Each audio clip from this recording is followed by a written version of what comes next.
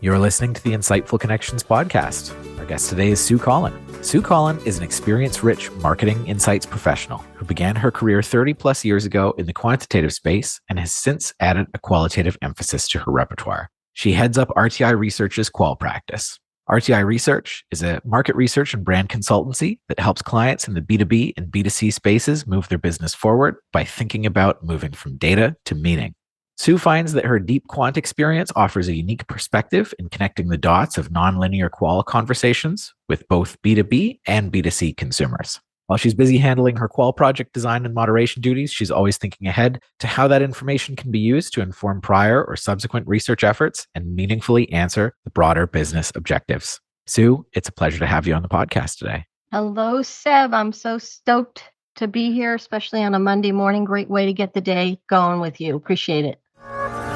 Qual Recruit is a qualitative recruitment firm that delivers quality respondents so moderators can work confidently. Our best-in-class recruitment tech guarantees accurate recruits and high show rates while eliminating bad actors through advanced respondent identity checks. For a limited time, new clients get a 20% discount when they use the offer code CONNECTION. To learn more, visit qualrecruit.com. I think to get us started, I'd love to learn a little bit more about how you got into market research. What's your personal journey in the space, and how does that account for where you are today? I love that question. It may say a lot or a little, depends on what somebody's journey is. I did not fall into market research. My first job was in market research, and I went to University of Connecticut and have a degree in communication sciences.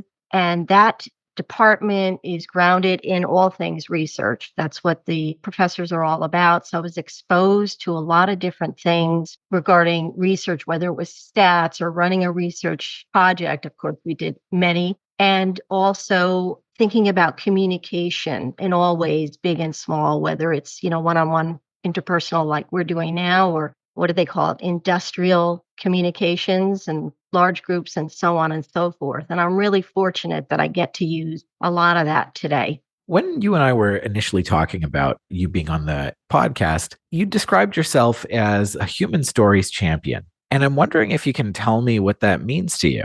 Well, what it means to me is that in marketing insights or marketing research, we all talk about the importance of storytelling. For that matter, it's important everywhere, no matter what line of business we're in. And I say, yes, that's very important, how we craft stories, how we share them out, and how we tell them if we're fortunate to present to various stakeholders. In order to have a good story and then share that story in a meaningful way, you have to elicit the story from consumers or customers in qualitative research. So of course, I'm a champion of my clients' businesses while I'm working for them and of their initiative and what they need to get out of it. In order to fulfill that for them, Seb, I need to be a champion of the consumer and by definition in qualitative research, be a champion of their story or stories, whether I'm talking to one person at a time or two or, a focus group of people.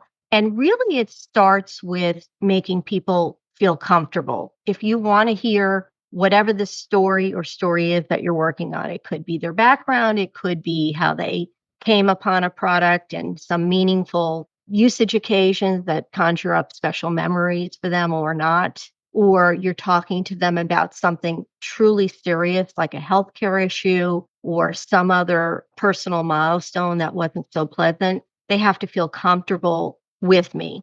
So I do that right from the get-go. And in turn, they share their story with me and our clients, and I can champion their story and bring that to the forefront for the client in terms of understanding what their consumers or customers are like. One of the things that I find so interesting is that idea of championing the person's story. What goes into, for you, being a champion, whether it's to your clients or to other stakeholders for the individual story? There's so much that goes into it because qualitative moderators like myself are not just moderators. We're marketing strategists. I'm a orchestra leader. I'm a supporting player in a cast of one, the most important actors being the person or people I'm interviewing. So I need to really think about bringing my full self.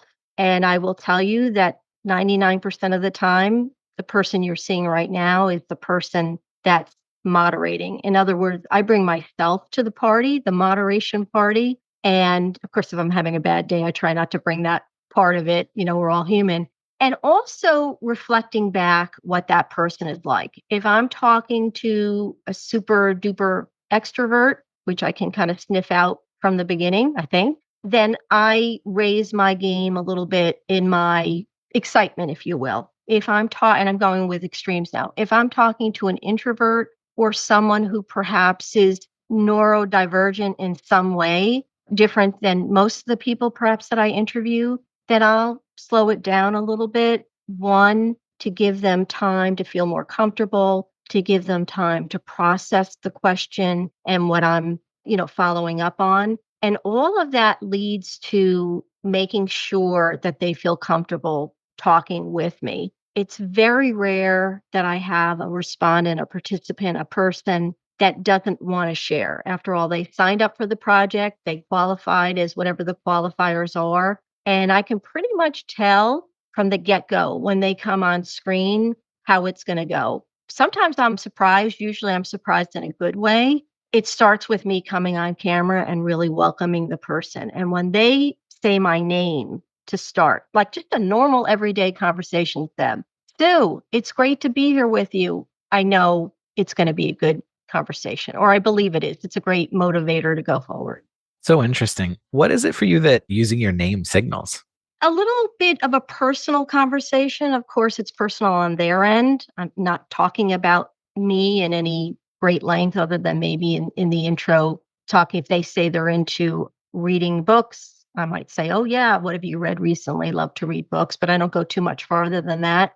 And so when they say my name, I feel as though it's a conversation that they want to have as much as I want to have. If it's a B2B person, that's also very meaningful because when I interview B2B people, oftentimes, but not always, they're rushed. They're fitting me in, is usually how it goes. And when they say my name, I know that they're a little more present. I hope to bring them to be even more present through the interview. That to me makes it more human, if you will. So a while back, you and I were talking about creativity in the research process. And you mentioned that you have a bit of a theory about creativity and that you wanted to talk about how you believe that researchers can find it, use it, and your belief that everybody has it in the research process. So I wanted to give you some space to sort of talk a little bit about your theory of creativity and where creativity fits in research and how creativity can enhance the way that we do research. I'm going to say that creativity fits everywhere in every aspect of our life and business. My recent hashtag on LinkedIn was art is everywhere.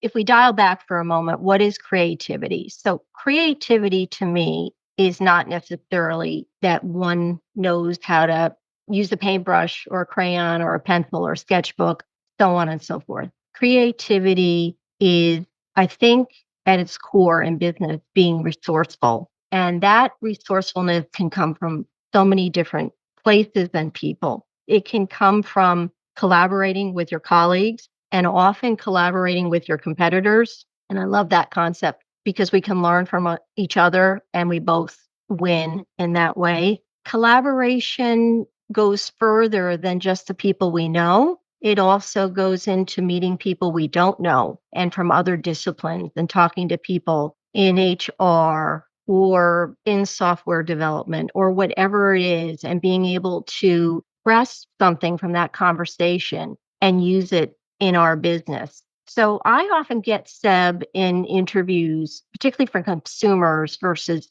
B2B interview, but sometimes both, where people will say to me on screen, I'm not creative at all, so I'm not sure if this is a good answer. And I'll say, well, just give it to me. Let's not judge anything here. Remember, it's the judgment-free zone, probably one of the few places in the world when you get on a qualitative interview, at least it should be. So they say that, and then the next thing out of their mouth is a home run. They're telling me the way that they would improve a concept that I'm showing them. And I'm trying not to have my eyeballs pop out of my head because it's the best thing I've heard all day. Not necessarily the worst thing I've heard all day, but the best thing. People can be really creative. And I think it's a matter of redefining what it is. I'll be in a store, I'll overhear a conversation and two people will be talking and one will say, "Oh, I don't have a creative bone in my body." And my answer to that, if someone were to ask me, is of course you do. Do you have relationships? Do you cook or bake? Do you run a household? Have you planned a party? Have you organized a fundraiser? I think creativity goes well beyond what we think about with a sketchbook. And I don't know if it's that people are not raised that way or when they're kids, they're more, I think there's some research on this that kids are more loose to try other things and be creative in quotes. And when we're adults, maybe we're not thinking like it that way. And that's not how I am. I think of everything as being a creative endeavor. How do you think researchers can leverage and apply creativity, maybe in ways that they're not currently thinking of? I think it's all about going outside of your comfort zone, trying something new. And it could be as small as trying a new way to ask a question, whether it's in a quantitative survey or in a qualitative discussion. Collaborating, we're back to collaboration, Seb, collaborating with your colleagues. So, for instance, at RTI, we have what I'll call centers of excellence, different practices. I might be working on a financial services project, and there's something about it that makes me go to Joe, let's say, and say, "Joe, I have this interesting challenge that I'm working on. Have you done anything recently that I could lift or steal?" And would you know that Joe works in a totally different area of business? Let's say he works in CPG. And I'm learning about what in his concept test, let's say, and how I can bring that forward in my business project. If we spend all day just looking at our screen or looking at our screen without other people being on the screen, or all day looking at the same documents that we've always looked at and always have stolen from, right? Don't create the wheel, just add some more spokes to it. It's very hard to break out of our comfort zone and to try something new. So I think for me, one of the ways that I do it is I love to network and I love to meet people who are in totally different disciplines, maybe people who have a different point of view from me on various things. And I feed off of that to learn new ways to approach challenges and opportunities. Sounds like cross pollination of experiences is a big part of what that means for you. Absolutely. And being in, I think you mentioned in my bio that I was a quantitative researcher for a very, very long time. And I had an opportunity and started doing qualitative research. I'd always done just a little bit in my quant work in some projects like debriefing consumers after an in person test of some sort. And in quantitative research, there is so many opportunities to be creative. I mean, the questions you ask, the storytelling, how you put it on your PowerPoint page, how you share it, how you socialize it with stakeholders. It's the same thing in qualitative. So in quantitative research, I've often thought of it as a linear type of process from, start to the end. Of course, there are hiccups of all along the way with anything that we do. I think it's certainly more linear than qualitative is, but there are plenty of opportunities in quantitative research to bring that creativity in. In qualitative research, it's definitely not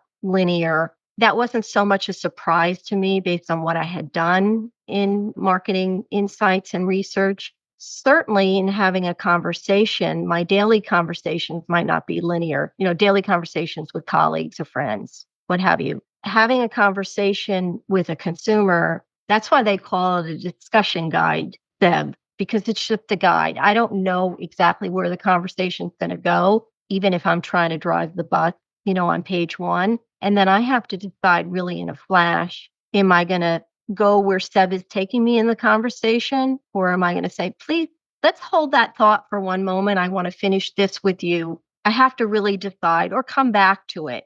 And that's what I mean about it not being linear. At the end, we want to get to the goal of learning things that we need to learn. How I get there may be very different than where we start and what we think is going to happen. Sue, one of the things I'm curious about is outside of research, how you personally keep the creative instinct sharp, how you strengthen that muscle. That's key. Building the muscle and strengthening the muscle is key on whatever we're doing. Lots of conversations with strangers and people I know. It's amazing when you talk to strangers in the supermarket or at the beach or wherever you are, got to read the room and see that there's some receptivity to it before you approach a stranger. When you talk to strangers, you can learn a lot about things that were never on your radar. One of my favorite conversations to build that creativity muscle and the empathy muscle, by the way, was talking to a World War II vet in the supermarket. He had a hat on that had the USS something ship that he was on. I hope that it was real and he was the vet. He had me engaged for about 15 minutes. When I said, thank you for your service, somehow he started telling me about a battle in the Far East that I had never heard about. And I don't remember the island, but not the one we always hear about.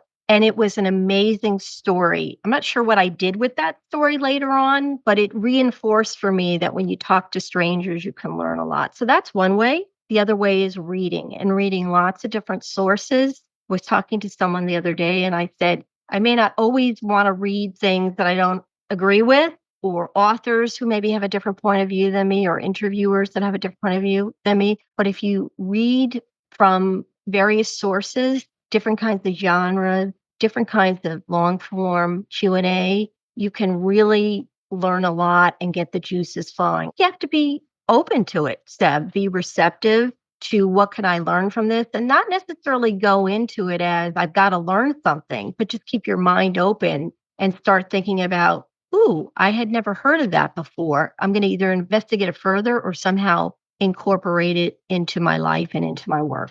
Second last question from me, Sue. What keeps you motivated? I think having fun and learning. So, I have fun at work. And part of that is because I work with great people, fun people, and we have similar mindsets. If we can't have fun, what's the point? There's other points to working.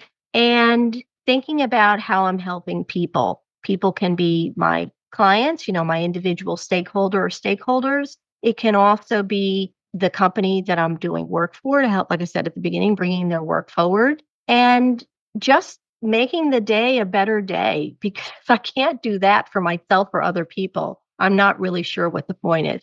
If folks want to learn more about you or RTi Research, where can they go, Sue? They can go to rtiresearch.com. You can find me on LinkedIn under Sue Collin. There almost every day and love to talk to people about various subjects, Seb. Thanks so much for your time today, Sue. Thank you, Seb. A pleasure to talk with you. Have a great one.